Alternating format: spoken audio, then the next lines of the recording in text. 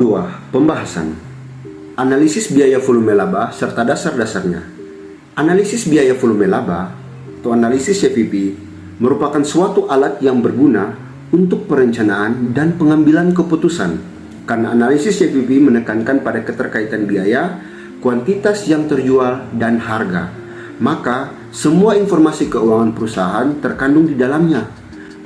Analisis CVP dapat menjadi alat yang sangat bermanfaat untuk mengidentifikasi cakupan dan besarnya kesulitan ekonomi yang dihadapi suatu divisi dan membantu mencari pemecahannya.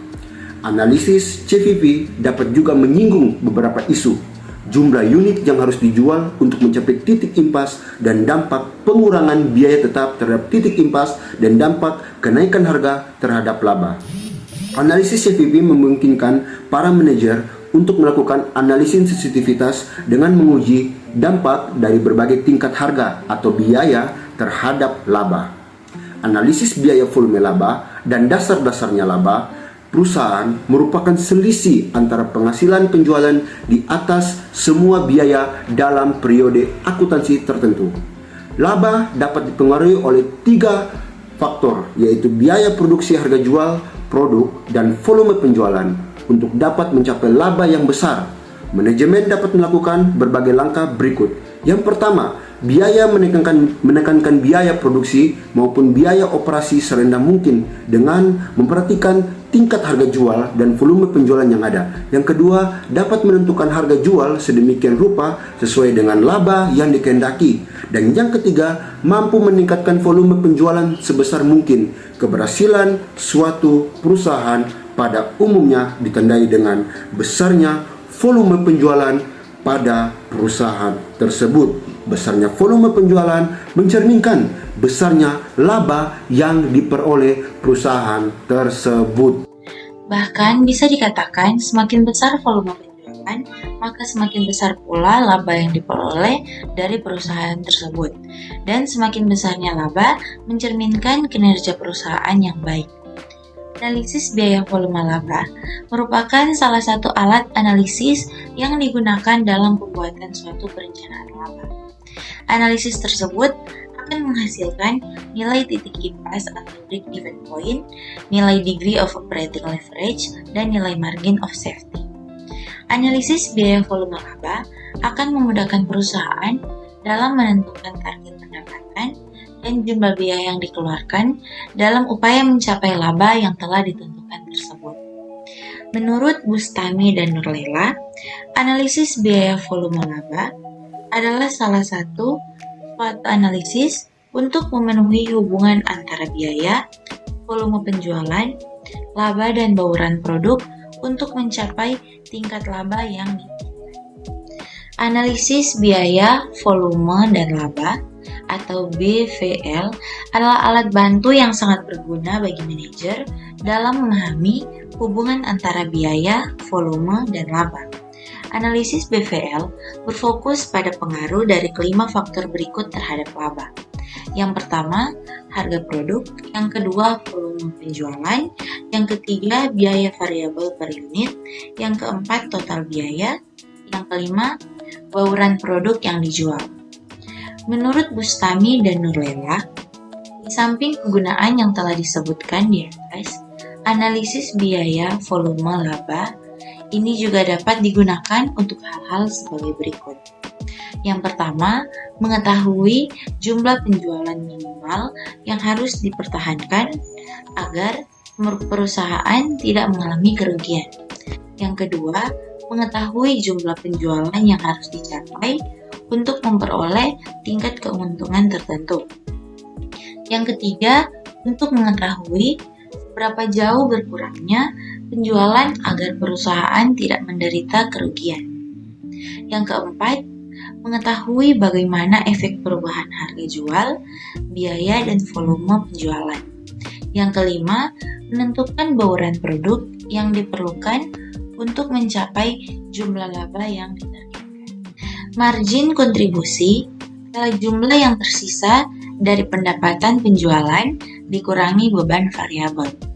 Margin kontribusi ini nantinya akan digunakan untuk menutupi beban tetap sehingga menghasilkan laba rugi operasi.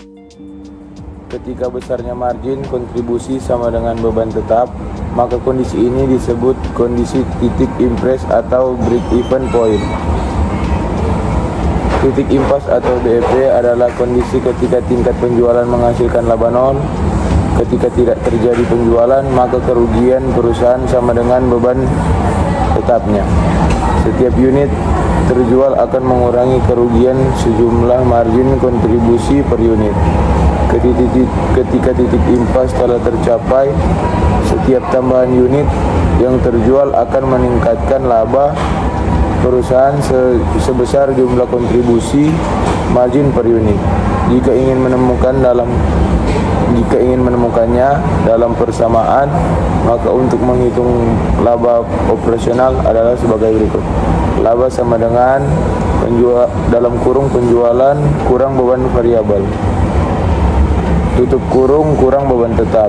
Penjualan sama dengan harga jual per unit kali unit terjual sama dengan P kali Q. Beban variabel sama dengan beban variabel per unit kali unit terjual sama dengan V X Q. Jadi laba sama dengan dalam kurung P X Q kurang V kali Q, tutup kurung kurang beban tetap. Hubungan biaya volume laba dapat diilustrasikan dengan grafik BVL yang menggambarkan hubungan BVL pada berbagai tingkat aktivitas. Untuk kasus yang telah disebutkan di atas, maka ilustrasi grafik BVL sebagai berikut. Nilai 15 juta, 12 juta 500, 3,5 juta. Tidak impas penjualan 350 unit sebesar 8,75 juta. Total penerimaan, total beban, area laba, area rugi, biaya tetap. 1. Langkah pertama, tarik grafis vertikal yang menggambarkan biaya tetap, yaitu 3.500.000. 2. Gambarkan garis total beban dengan cara memilih beberapa volume penjualan. Dalam grafik volume penjualan yang dipilih adalah sebesar 600 unit dengan total beban tetap tambah beban variabel adalah 12,5 juta. 3,5 juta tambah 9 juta. 3. Gambarkan garis total penerimaan yang merupakan total penerimaan dari penjualan yang dilakukan pada tingkat aktivitas tertentu. Pada grafik tingkat yang penjualan yang diambil adalah 600 unit dengan total penerimaan 15 juta rupiah. 600 kali 25.000. Hasilnya, titik persinggungan garis total beban dan total penerimaan adalah titik impas yang dalam contoh ini akan diperoleh jika dilakukan penjualan sebesar 350 unit. Jika penjualan berada di bawah titik impas, maka perusahaan akan mengalami kerugian. Sebaliknya, jika penjualan di atas titik impas, maka penjualan dapat memperoleh laba. Selanjutnya, untuk mengetahui seberapa besar pengaruh yang ditimbulkan akibat perubahan. Jadi break even point ini sangat penting bagi sebuah perusahaan karena dapat membantu kita dalam membuat keputusan. Seperti contoh, apakah kita perlu menaikkan harga produk? Ataukah kita perlu untuk mengurangi biaya operasional? Itu semua dapat kita tentukan dengan menggunakan break even point yang dimana akan saya jelaskan di tengah-tengah video terkait rumus dan juga cara penggunaannya. Selain itu, informasi ini juga sering digunakan oleh para pelaku saham. Jadi bukan hanya para pelaku bisnis, tetapi orang yang menggeluti dunia saham juga sering menggunakan break even point tersebut. Jadi kalkulasi saham yang dibuat dengan menggunakan metode break even point (BEP) saat seseorang melakukan kegiatan jual beli saham dapat menganalisa kapan saat yang tepat untuk membeli dan kapan harus menjual. Selanjutnya, yakni konsep titik impas pada break even point. Jadi perhitungan atau penentuan BEP tergantung pada konsep-konsep yang mendasari atau asumsi yang digunakan di dalamnya. Jadi menurut Susan Irawati dalam bukunya Manajemen Keuangan, terdapat beberapa asumsi dasar yang digunakan dalam menghitung break even point, yaitu sebagai berikut yang akan saya jelaskan satu persatu. Ya, pertama, yakni biaya yang terjadi dalam suatu perusahaan harus digolongkan ke dalam biaya tetap dan biaya variabel. Yang kedua, biaya variabel yang secara total berubah sesuai dengan perubahan volume, sedangkan biaya tetap tidak mengalami perubahan secara total. Lalu yang ketiga, jumlah biaya tetap tidak berubah walaupun ada perubahan kegiatan, sedangkan biaya tetap per unit akan berubah-ubah. Lalu harga jual per unit konstan selama periode dianalisis. Terus yang kelima, jumlah produk yang diproduksi dianggap selalu habis terjual. Yang keenam, perusahaan menjual dan membuat satu jenis produk. Bila perusahaan membuat atau menjual lebih dari satu jenis produk, maka perimbangan hasil penjualan setiap produk akan tetap. Selain itu, ada juga istilah yang disebut break-even analysis, yang merupakan dasar dari seluruh metode titik impas yang kita gunakan. Jadi break-even analysis ini mempunyai fungsi yakni untuk mengetahui volume penjualan akan menghasilkan keuntungan atau kerugian.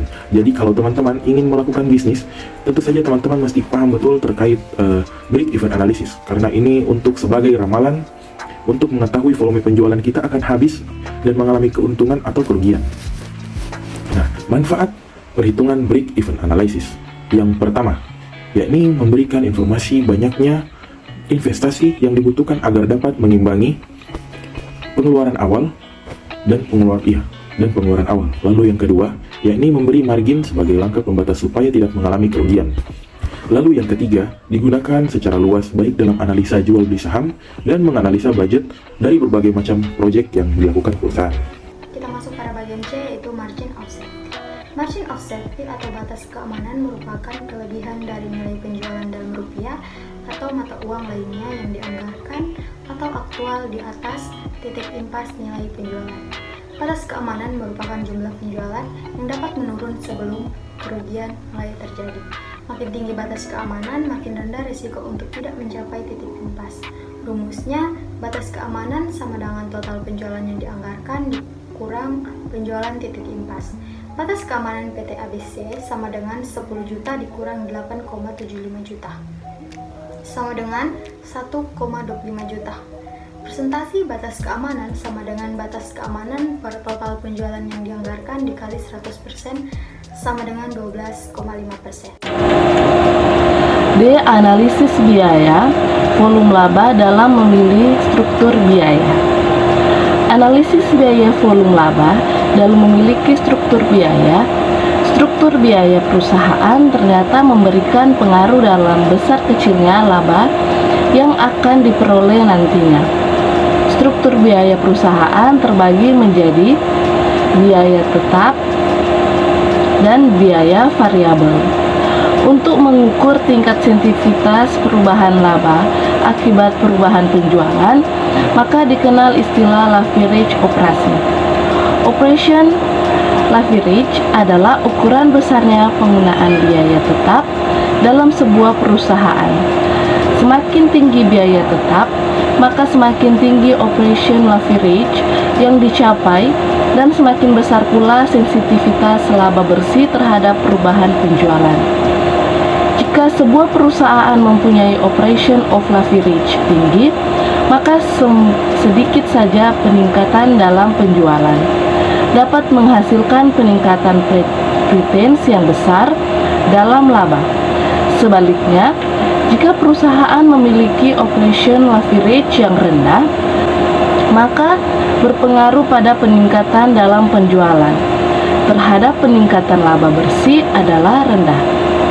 The rate of operation leverage adalah suatu ukuran tentang seberapa sensitif laba tentang perubahan dalam penjualan.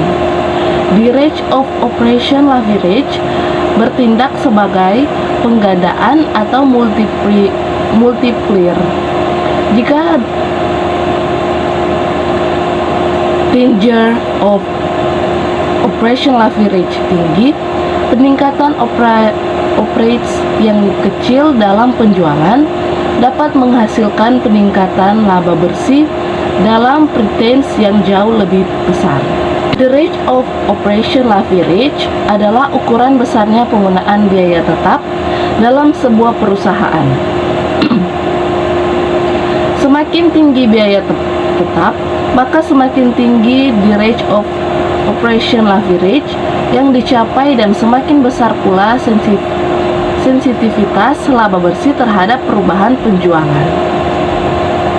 Jika sebuah perusahaan mempunyai direct of operation leverage tinggi, maka sedikit saja peningkatan dalam penjualan dapat menghasilkan peningkatan pretense yang besar dalam laba.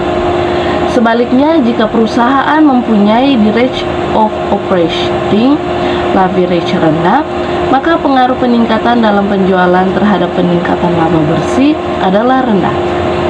Apabila perusahaan mempunyai operation leverage yang tinggi, yaitu biaya tetap yang besar dan biaya variabel persatuan yang kecil, maka kenaikan penjualan yang hanya sedikit saja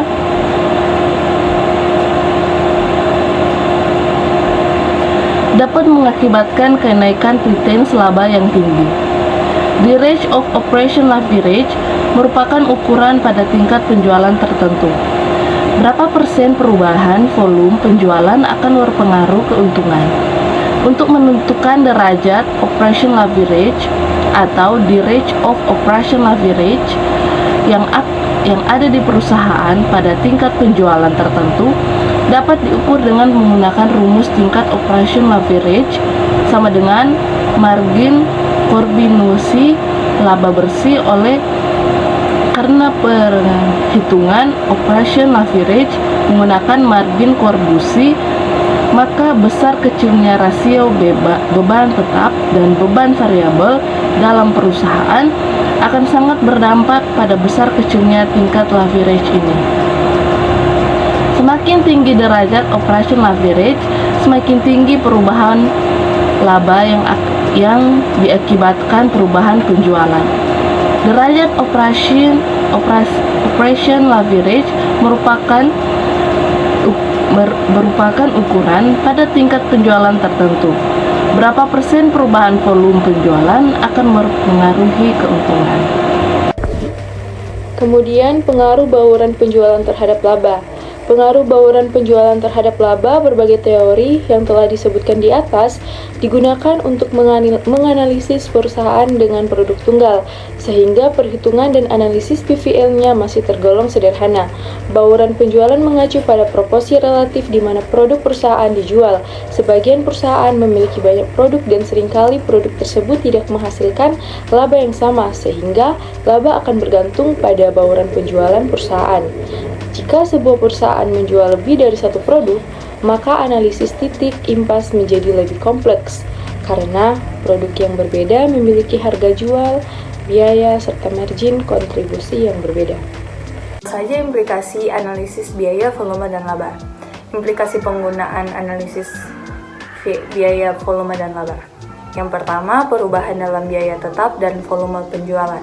Analisis yang digunakan biasanya disebut analisis peningkatan, yang memperhitungkan pendapatan, biaya, dan volume penjualan yang akan berubah jika program baru diimplementasikan.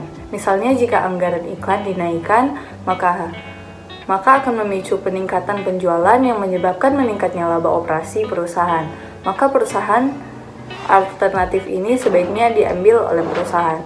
Yang kedua, perubahan dalam biaya variabel dan volume penjualan. Penggunaan komponen peralatan yang lebih berkualitas sering memberikan dampak meningkatnya biaya variabel perusahaan, sehingga margin kontribusi menurun. Namun, manajer telah memprediksi meskipun biaya variabel akan meningkat, namun penjualan juga akan meningkat signifikan. Maka menurutnya, analisis tersebut, komponen yang lebih berkualitas tersebut sebaiknya digunakan selama peningkatan penjualannya lebih tinggi daripada peningkatan biaya variabelnya. Dan yang ketiga, ada perubahan dalam biaya tetap, harga jual, dan volume penjualan.